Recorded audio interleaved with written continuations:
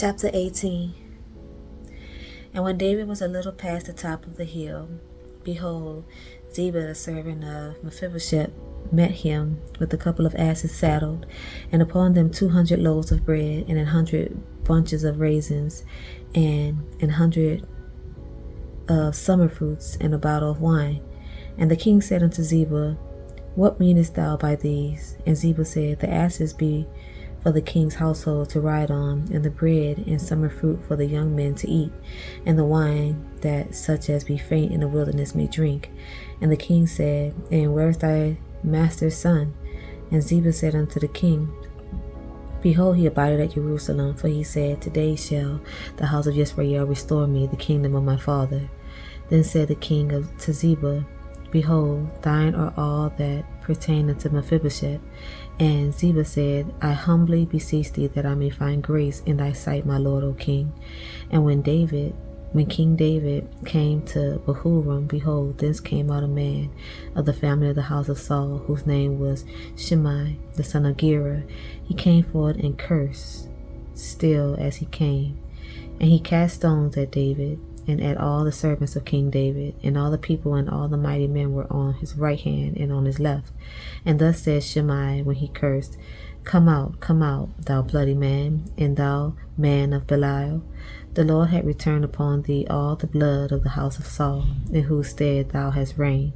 And the Lord had delivered the kingdom into the hand of Absalom thy son. And behold, thou art taken in thy mischief, because thou art a bloody man. Then said Abishai the son of Zeruiah unto the king, Why should this dead dog curse my lord the king? Let me go over, I pray thee, and take off his head. And the king said, What have I to do with you, ye sons of Zeruiah? So let him curse, because the Lord had said unto him, Curse David. Who shall then say, Wherefore hast thou done so? And David said to Abishai and to all his servants, Behold, my son, which came forth of my bowels, seeking my life, how much more now may this Benjamite do it? Let him alone, and let him curse, for the Lord hath bidden him. It may be that the Lord will look on my affliction, and that the Lord will requite me good for his cursing this day. And as David and his men went by the way, Shimei went along on the hillside over against him, and cursed as he went, and threw stones at him, and cast dust. And the king and all the people that were with him came weary, and refreshed themselves there. And Absalom and all the people, the men of Israel, came to Jerusalem, and Ahithophel with him.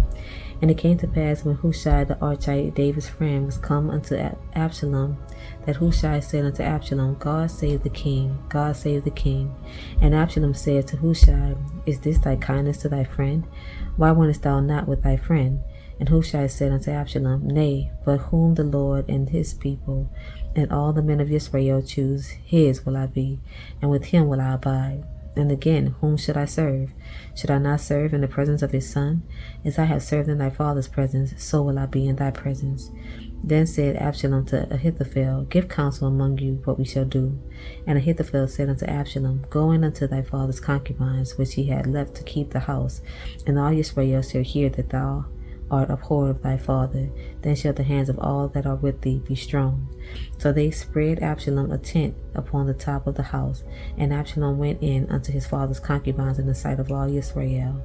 And the counsel of Ahithophel which he counseled in those days was as if a man had inquired at the oracle of God. So was all the counsel of Ahithophel, both with David and with Absalom. Chapter 17. Moreover, Ahithophel said unto Absalom, Let me now choose out 12,000 men, and I will arise and pursue after David this night. And I will come upon him while he is weary and weak-handed, and will make him afraid, and all the people that are with him shall flee. And I will smite the king only, and I will bring back all the people unto thee. The man whom thou seekest is as if all return, so all the people shall be in peace. And the same pleased Absalom well, and all the elders of Israel. Then said Absalom, Call now Hushai the Archite also, and let us hear likewise what he said. And when Hushai was come to Absalom, Absalom spake unto him, saying, Ahithophel had spoken after this manner. Shall we do after his saying? If not, speak thou. And Hushai said unto Absalom, The counsel that Ahithophel had given is not good at this time. For said Hushai, thou knowest thy father and his men, that they be mighty men, and they be chafed in their minds, as a bear robbed of her whelps on the field. And thy father is a man of war, and will not lodge with the people. Behold, he is hid now in some pit, or in some other place. And it will come to pass, when some of them be overthrown at the first, that whosoever heareth it will say, there is a slaughter among the people that follow Absalom. And he also that is valiant, whose heart is as the heart of a lion, shall utterly melt. For all Israel knoweth that thy father is a mighty man, and that they which be with him are valiant men. Therefore I counsel that all Israel be generally gathered unto thee, from Dan even unto Beersheba, as the sand that is by the sea for multitude, and that thou go to battle in thine own person. So shall we come upon him in some place where he shall be found, and we will light upon him as the dew falleth on the ground. And of him and of all the men that are with him there shall not be left so much as one. Moreover, if he had gotten into a city, then shall all Yisrael bring ropes to that city, and we will draw it and the river, until there be not one small stone found there. And Absalom and all the men of Israel said, the counsel of Hushai the Archite is better than the counsel of Ahithophel. For the Lord had appointed to defeat the good counsel of Ahithophel, to the intent that the Lord might bring evil upon Absalom. Then said Hushai unto Zadok and to Abiathar the priest, thus and thus did Ahithophel counsel Absalom and the others of Israel, and the elders of Israel, and thus have I counseled. Now therefore send quickly and tell David, saying, lodge not this night in the plains of the wilderness, but speedily pass over, lest the king be swallowed up, and all the people that are with him. Now Jonathan and Ahimaaz stayed by in Rogel, but they might not be seen to come into the city, and a wench went and told them, and they went and told King David. Nevertheless, a lad saw them and told Absalom, but they went both of them away quickly, and came to a man's house in Bahurim, which had a well in his court, whither they went down. And the woman took and spread a covering over the well's mouth, and spread ground corn thereon, and the thing was not known. And when Absalom's servants came to the woman to the house, they said, where is Ahimaaz and Jonathan? And the woman said unto them, they be gone over the brook of water. And when they had sought and could not find them, they returned to Jerusalem. And it came to pass, after they were departed, that they came up out of the well, and went and told King David, and said unto David, arise, and pass quickly over the water. For thus said Ahithophel counsel against you. Then David arose, and all the people that were with him, and they passed over Jordan. By the morning light there lacked not one of them that was not gone over Jordan.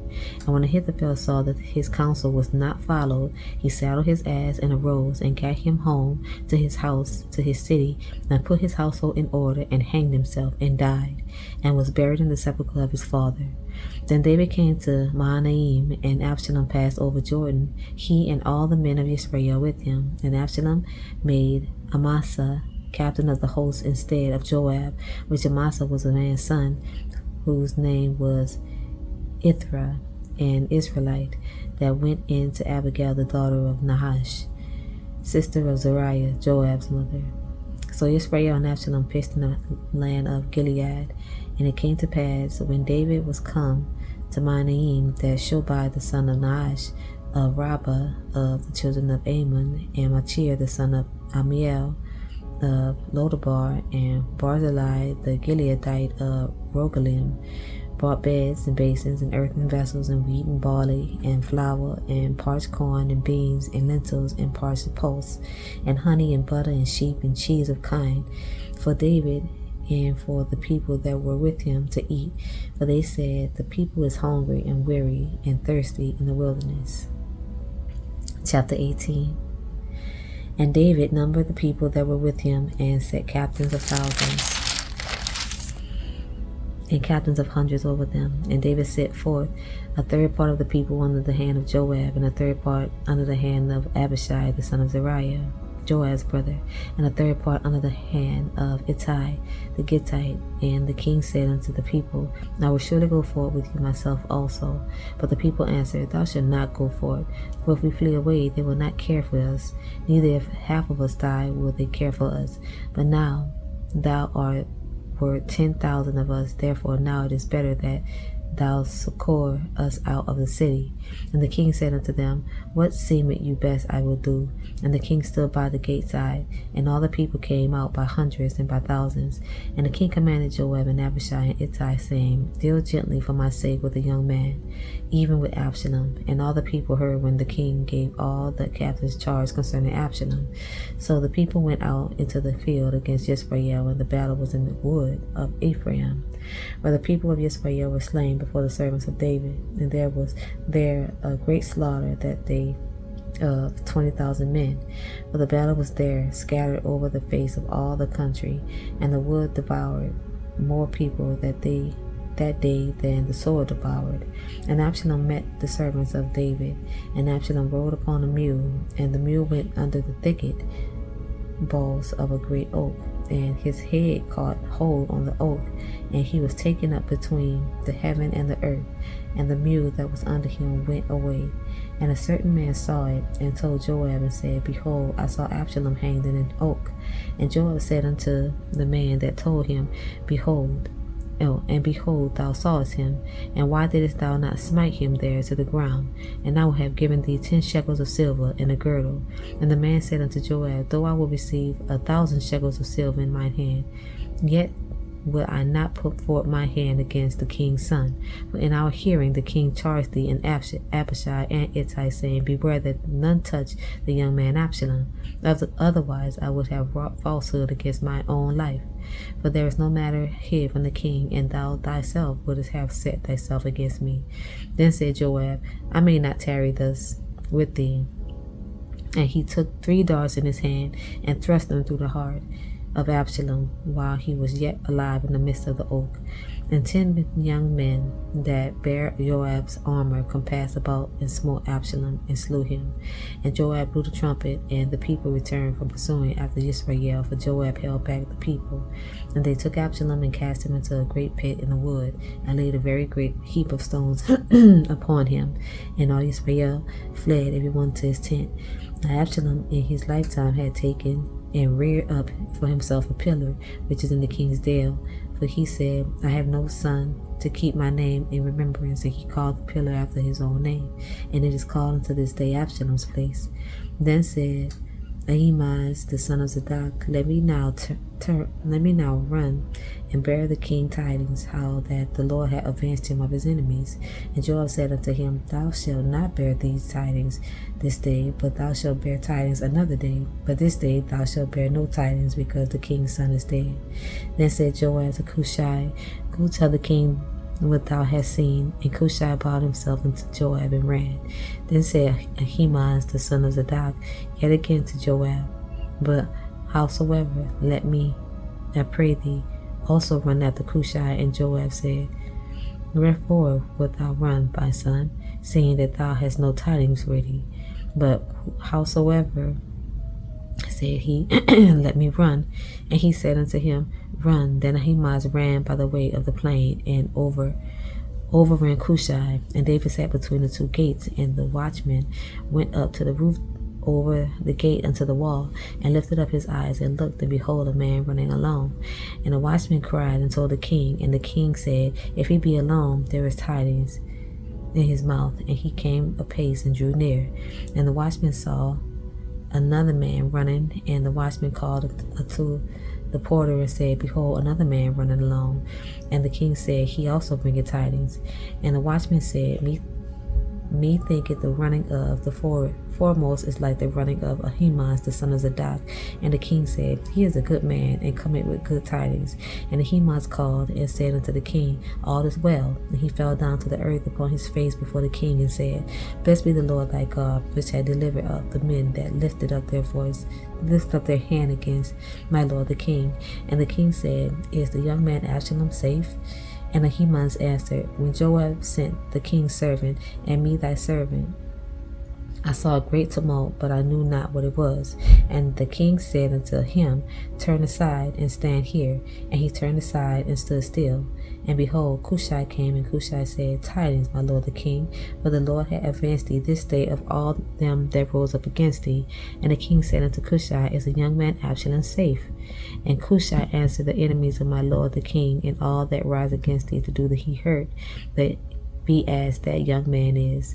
And the king was much moved, and went up to the chamber over the gate, and wept as he went. Thus he said, O my son Absalom, my son Absalom, would God I had died for thee, O Absalom, my son, my son. That's all for tonight, y'all. Good night.